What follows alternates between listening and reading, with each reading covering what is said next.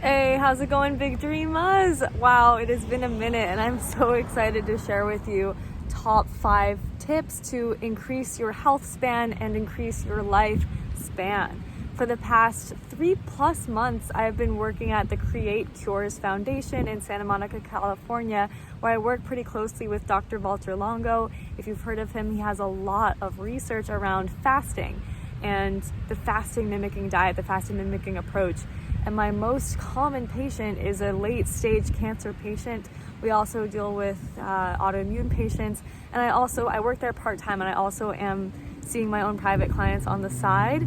And it's so interesting meeting with people over and over, getting new patients, and how they almost always say, they knew how they got here, right? They know, here, I'm just gonna try to not be squinting in the sun directly. They know how they got to my office, and it's not because of a lack of education around what is healthy to eat or what a healthy lifestyle looks like. It more so has to do with stress and other lifestyle factors. So here I'm going to share with you the top 5 things that I share with a lot of my patients and my clients to really, really help improve not just your lifespan, but also your health span, right? You want to live as long as possible in the most healthy way. You want to be vibrant and alive when you get older. You don't want to be fragile and frail. There's no age limit to building muscle and to feeling better, okay? So number 1 is the mindset around we get to versus we have to. If you've been following me for a while, if you've been listening to my podcast or watching my videos for a while, hopefully you will have made your get to do lists versus have to do lists. Just by complaining, by saying, ugh, I have to go to the bathroom, all of a sudden our life is a burden. All of a sudden every single cell in my body is like, ugh. No, we're in a stress, we're in resistance to what is happening. I have to go to the bathroom. Slap, no. I have a functioning bladder and functioning digestive system, a functioning body. I've got running water. I've got a toilet. I get to go to the bathroom. We get to do these things. I get to do the laundry. I get to go to work. This is a choice. This is an empowered choice that I get to do for myself. Okay? Every time that you say you have to do something, I have to take care of the kids, I have to do this, I have to do that, you're constantly hitting yourself with a hammer, bruising yourself, injuring yourself. No more victim mentality. You do not have to do anything. You truly can choose. You can look for the perspective. How is it possible that I get to do this? How is it possible that this could be empowering? How is it possible that this is a choice that I'm actually fully making and get to feel empowered around, okay? No more burdening ourselves with have-tos, okay, and stressing yourself out. Once we remove the stress and move into our days from a place of, wow, I get to do this, that opens the door for so much less, I'm like spitting, so much less pressure on our bodies, so much less pressure on our hearts, and so much less room for coping with food and overeating and coping with anything, looking to numb, okay? Second thing, number 2, is it the truth that self-care is selfish? A lot of people have beliefs around what is okay and what is not okay when it comes to taking time for themselves. It is non-negotiable let's think about the person that you love the most. Think about if you were to have a child, if you were to have a daughter or a best friend, wouldn't you pray that they would carve out time to take care of themselves, right? Is that truly selfish? So think about what beliefs that you have that are holding you back from feeling like this is easy, feeling like this is fun, these health promoting behaviors and changing your lifestyle. What beliefs are coming up for you around a common one is it's selfish to take care of myself. It's hard to take care of myself because it's selfish. Is that the truth? Is it really selfish? Is self-care selfish? Heck no. It's the most selfless thing you can do. There's no way you can possibly show up at work, show up for your family, show up for your friends if you are sick, if you're tired, if you're irritable, right? If you're stressed out, okay?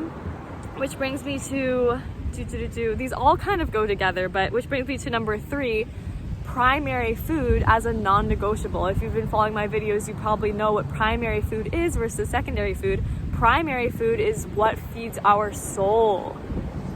Primary food, what feeds our peace, what feeds our relief, what feeds our passion, what feeds our joy, what feeds our excitement. That is number 1. That is way more important than the secondary food, which is actual food. Making sure it is non-negotiable every single day. We are doing something to provide us some peace, to provide us some relief. And for some people, this looks like meditation. Some people, this looks like exercise. Some people, this looks like reading a book, taking a shower. Okay, what is it that you can do? Maybe it's photography, knitting, I don't know. But if we're not spending at least a little bit of time, it can be as little as 10 minutes to a half hour just with ourselves, doing something that feels good for us, then of course we're going to be stressed out, overwhelmed, looking for ways to cope, looking for ways to avoid our own life because we're not carving out time to feed our primary food, to feed our hearts, okay? And that brings me to number 4, which is this analogy that I use all the time with my clients and patients. It does take conscious effort to brush our teeth every day, right?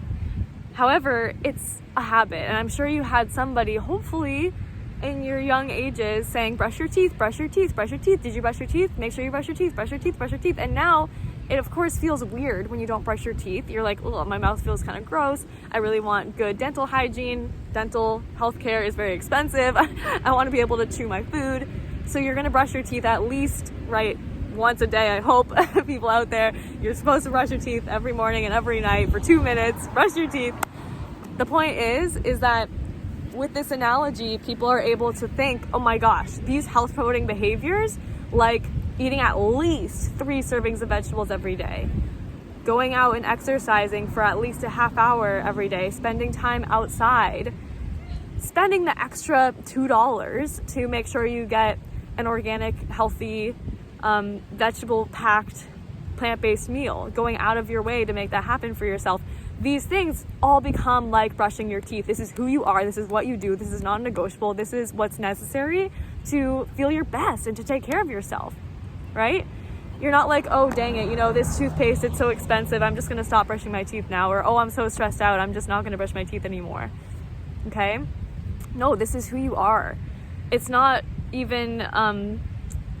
your radar is, okay, when am I going to get outside today? When am I going to eat my vegetables today? When am I going to move my body today? When am I going to meditate? When am I going to take care of my headspace today? These are all non-negotiables, part of your lifestyle, as opposed to thinking like, oh, it's so hard, right? This is a habit. These are habits, just like brushing your teeth, that build over time, that you will feel weird when you don't get those vegetables in, when you don't do that meditation practice, because you have so much momentum behind it. So at first, maybe it takes, I have a star chart on my refrigerator door. It's a whiteboard that I make Monday, Tuesday, Wednesday, Thursday, Friday, and I put health promoting behaviors on the side of it. So things like, no sugar, no added sugars, no alcohol, exercise, like did I work out today? Meditate, like I literally have workout, meditate, like these health promoting behaviors on the side, and I give myself a star. And then at the end of the week, if the whole thing is filled out, if every single day, then I get to treat myself. I get to treat myself with an adventure, trying a new place, a new outfit. But yeah, you can decide what you want to treat yourself. That's just an idea that I do use on my clients. With my clients, I have a Google Doc spreadsheet that's very, very similar. So I hold them accountable in that way. And we can go over like what kept you from doing these health promoting behaviors, what changes need to be made. The ways that I like to work out, you may not like to work out in the same way. So the best workout is the workout that works for you. But I want to tie this back into the, is it the truth that self-care is selfish? That's definitely not the truth. And noticing that these are just ways of being that you can practice being. It doesn't have to be hard. It can actually be something that you get to do, that you feel like, oh, yay, this is awesome. I get to take care of my body.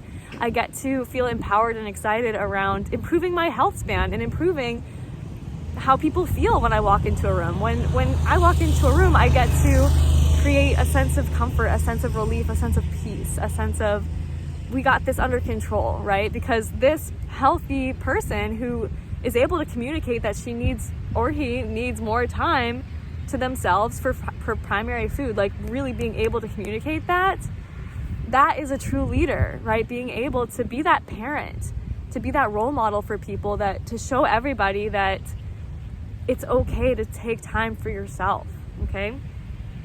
And then last thing, number 5, last but not least, I often, almost always recommend the time restricted feeding, TRF, and no snacking. So something that's really interesting, people staying up 18 hours a day, working a lot, staying up late, and eating all hours of the day, a lot of research has shown that it's very, very beneficial to decrease our eating window and fast. So the word breakfast literally means break fast, right? So stop eating. What time is your last bite after dinner, and what time is your first bite in the morning? There should be at least a 12 to 14 hour period between dinner and breakfast so that your body's able to metabolically reset, right? And that also goes with no snacking. So for people who they're like, oh my God, I have so many cravings all the time, I can't stop eating, I'm anxious when I stop eating, I just want to grab a snack. It's okay to practice that willingness to feel that anxiety, to feel that hunger, to feel the loneliness, whatever feeling that comes when you're not eating, because often it's not true hunger, right? It's something else. It's stress, it's avoidance. So let's practice willingness to feel and allow our bodies to experience hunger, to feel what it feels like to get into that state where we are burning some fat. That's a very natural, important state to let our bodies get into. Instead of snacking all the time, have a clear, like, okay, breakfast, lunch, dinner, and then making sure that the last bite we have is 12 hours minimum in between our first bite the next day. And that's a pretty easy, tangible, I'm in the sun all of a sudden.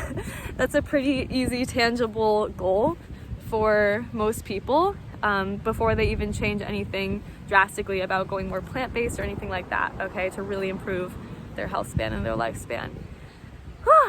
Okay, this was a mouthful. It's so refreshing for me and liberating for me to be creating this. There's so many ideas beyond ideas I have around wanting to create content and share. I want to do recipe videos and yoga videos and workout videos and all of the things. And yeah, it's truly something that I don't know, it just brings me joy to be in front of the camera and hopefully help inspire somebody out there to feel a little bit better.